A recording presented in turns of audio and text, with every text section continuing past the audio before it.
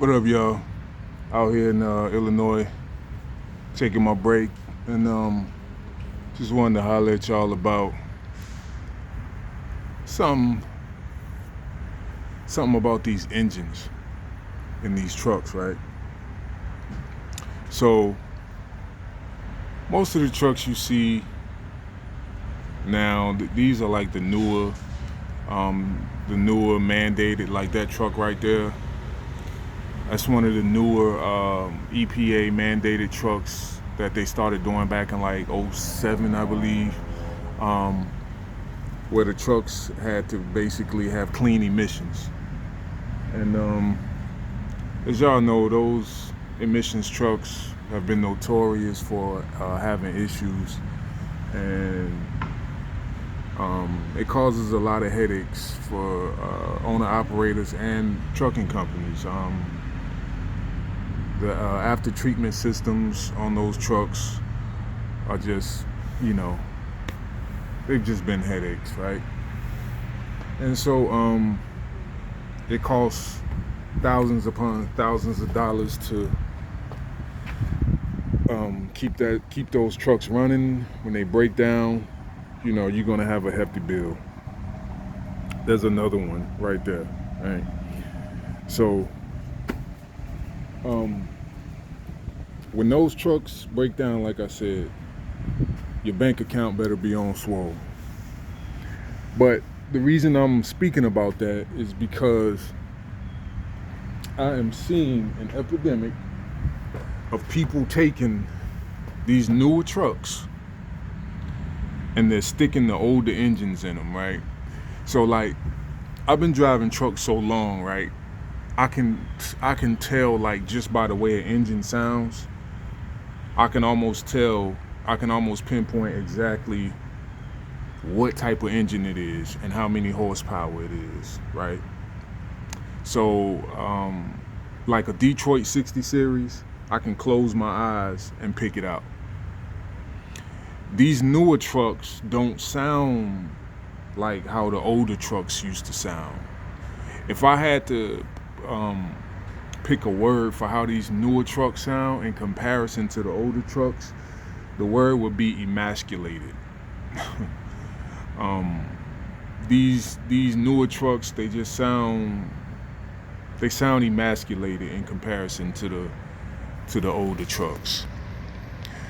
And so when I'm at a truck stop or I'm at a rest area and a driver may have their truck just idling, it catches my eye when I see one of these newer trucks sounding like a Detroit 60 series or a Caterpillar or a old school Cummins, right?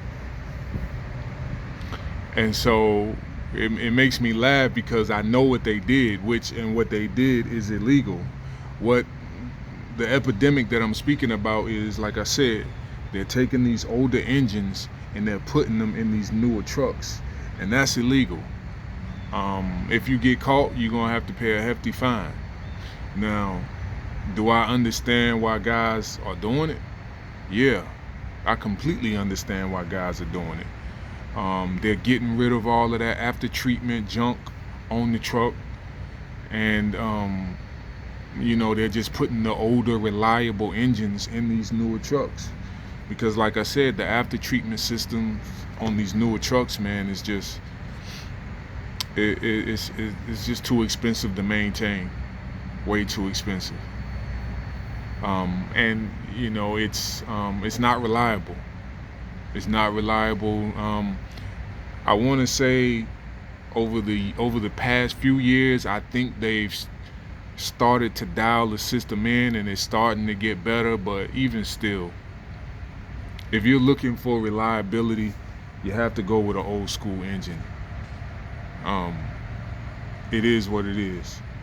So a lot of times I'm driving down the highway and I can look at your exhaust pipe and tell whether or not you've had your after treatment system deleted. And then a lot of times I can see where the guys just have these billows of smoke blowing out of their truck. And again, it just makes me laugh because of like, I know what you did, you know. Um, you swapped it out for an engine that shouldn't be in there. Again, I understand, man. You got to do what you got to do. So you got to do what you got to do to survive out here, man. And with them mandating I guess it's called the Clean Air Act. They're mandating those engines in those trucks, man. It just makes it hard, especially on the solo owner operator. It just makes it real hard on them.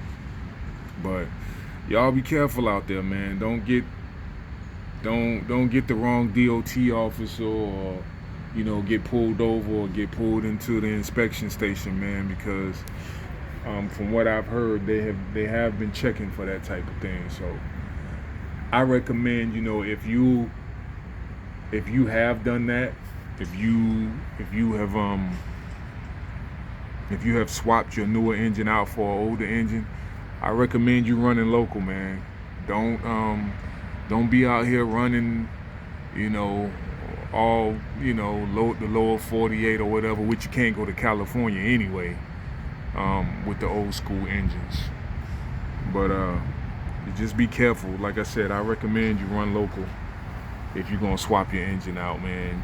Do some rail yard work, or something. Find something local to do to stay away from the hefty fine that you would have to pay if you get caught.